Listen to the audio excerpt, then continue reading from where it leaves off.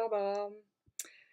Bon, aujourd'hui c'est un livre un peu particulier parce que pour une fois j'ai lu un livre pour adolescents, ce qui m'arrive jamais. Je trouve que c'est souvent la littérature la moins intéressante. C'est un peu pour moi l'oublié de la littérature. On a une littérature pour enfants qui est très développée et qui est magnifique, une littérature pour adultes qui a pléthore de possibilités et une littérature pour ados coincée un peu entre les deux. Donc pour moi c'est toujours un peu compliqué et dommage. Mais j'étais au salon, Hawaï, OK, ça se dit pas comme ça, mais c'est pas grave, sur l'homosexualité, dans les mangas et j'ai pas trouvé de manga qui m'intéressait parce que c'est pas trop mon univers. J'aime les mangas très particuliers et là, c'était plutôt des mangas stéréotypés, justement. Par contre, il y avait un stand d'une librairie, je ne sais plus laquelle, qui avait donc fait une sélection autour de l'homosexualité et j'ai trouvé 2 livres. Je vais te parler donc du livre qui s'appelle Normal, qui est de Lisa Williamson. Hop, pardon, voilà. Et qui est aux éditions Hachette Roman. Voilà.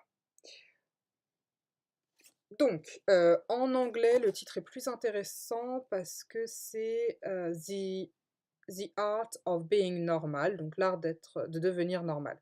Ce qui est quand même plus intéressant vu le thème. Donc on a une histoire que je vais te faire rapidement. On a deux garçons. On est en perception interne, soit dans la tête de l'un, soit dans la tête de l'autre. Il y a David qui a 8 ans.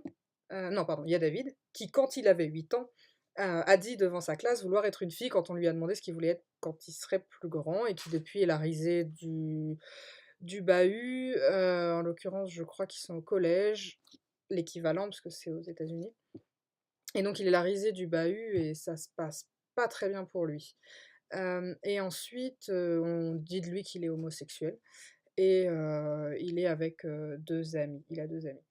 Et puis, il y a Léo, qui est un personnage qui va arriver au cours du roman, relativement au début quand même, qui aurait été viré de son ancien établissement, qui vient d'un quartier pauvre et qui arrive dans cet établissement qui est clairement un établissement, plutôt riche.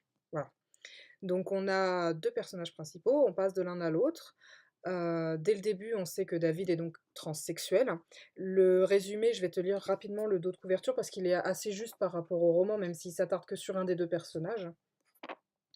La voilà l'occasion pour moi de tout déballer, 5 petits mots: «Je veux être une fille». Une phrase qui refuse de sortir, qui me réduit au silence. Maman s'attend certainement à ce que je lui dise que je suis gay. Il y a sans doute des mois qu'elle se prépare à cette conversation, sauf qu'elle et papa ont tout interprété de travers. Je ne suis pas gay, je suis juste une fille coincée dans un corps de mec.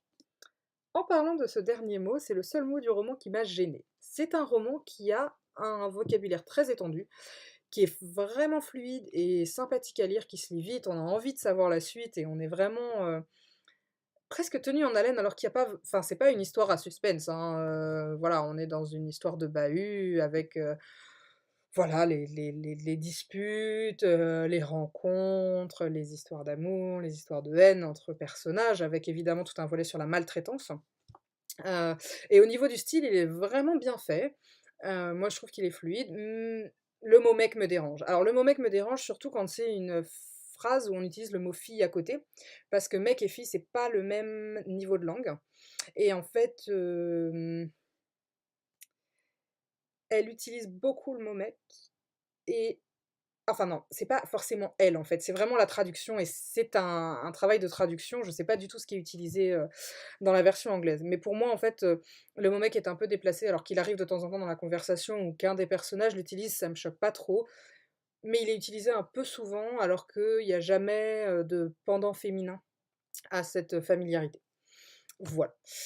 En dehors de ça, moi je trouve ça vraiment chouette. C'est une histoire qui est rythmée, comme je dis, avec des personnages, qui se construisent et tout un système de harcèlement, autour des personnages, principaux et c'est la rencontre, en fait, entre ces 2 garçons, du coup, puisqu'évidemment, sinon il y aurait pas vraiment de sujet, et je trouve ça vraiment intéressant comme dialogue entre ces 2 univers parce que comme je disais, donc lui, il est le Léo est pauvre alors que et Léo est pauvre et vient d'une famille où c'est quand même où il y a des gros problèmes sociaux, Sa mère change, d'amoureux régulièrement. Enfin voilà, il y a des gros, gros problèmes, il connaît pas son père et cetera. David, lui, au contraire, il est dans un système familial établi, on l'aime comme il est, on l'accepte, ses excentricités ne posent pas vraiment de problème et finalement, quand il veut s'habiller en fille, on lui fait pas d'histoire au départ. Enfin voilà, il y a quelques trucs comme ça où les parents sont quand même très ouverts, hein. Et on a un personnage qui, ose pas pour le coup, n'ose quand même pas sortir du placard, enfin dire ce qu'il est. Et donc c'est pas mal intéressant. Je veux pas spoiler, donc je vais pas parler beaucoup de Léo parce que sinon je spoil vraiment un gros morceau du livre et vraiment j'ai pas envie de le faire parce que je trouve que si tu as l'occasion de le lire, ça vaut le coup. Heu, donc un dernier point intéressant pour moi, c'est qu'il aborde énormément de sujets différents. Donc il va parler évidemment d'amitié. Déjà parce qu'entre Léo et David, c'est une histoire d'amitié qui se crée et de très fort et de quelque chose de construit au fur et à mesure du livre.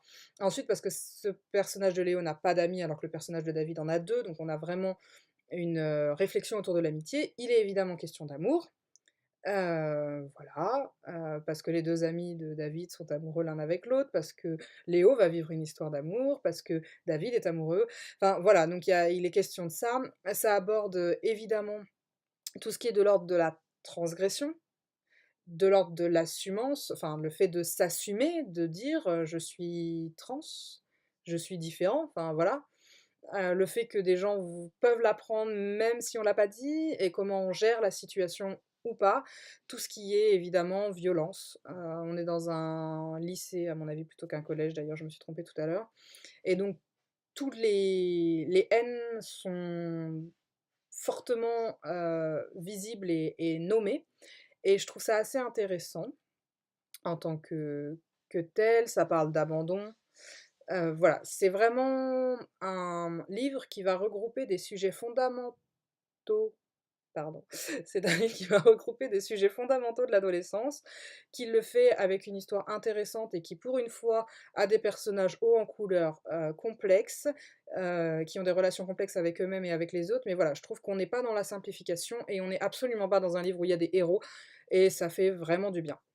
Voilà, donc je peux que te le conseiller pour de bon parce que, pour moi, c'est une, vraie trouvaille. Alors il se lit très vite, évidemment, mais heu, mais c'est un vrai plaisir et je pense que je le relirai, dans quelque temps avec, grand plaisir.